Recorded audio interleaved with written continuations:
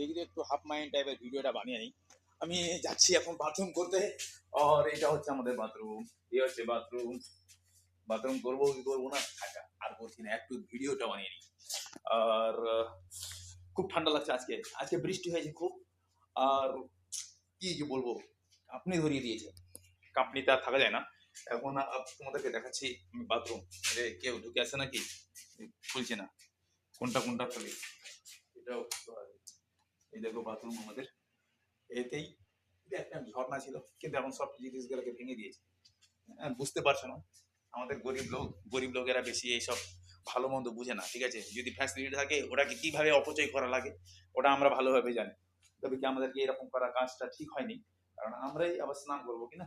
এই যে দেখো কত সুন্দর সাফাই করে গেছে না, এখন লোকজন আসবে পুরো কাঁচড়া করে দেবে। যেমন আমি এখন চাপ্পল পরে না, পুরো জল হয়েছে জায়গায় জায়গায়, আমার এখন পায়ের পায়ে লাগা মাটি এখন সব জায়গায় ছড়াবে। তো এখন এই ওয়াশরুমে টয়লেট, টয়লেটও আছে, বাথরুমও আছে, সবকিছু আছে।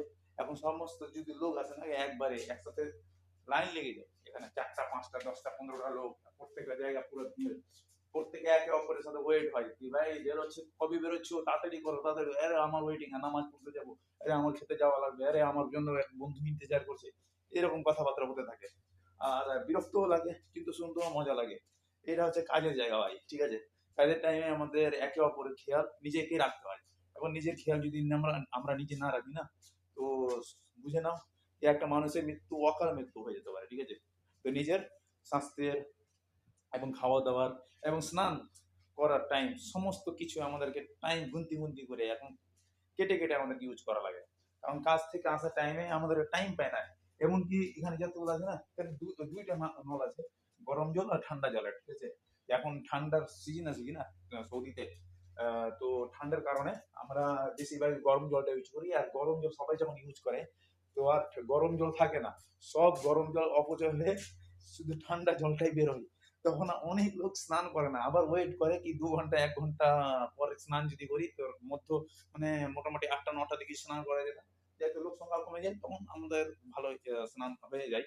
আমিও মাঝে মধ্যে করতাম, খাওয়া দাওয়া করার পরে আবার এসে স্নান করতাম, ঠিক আছে? তো এখন আরো দেখাচ্ছি, এটা হচ্ছে আমাদের নল।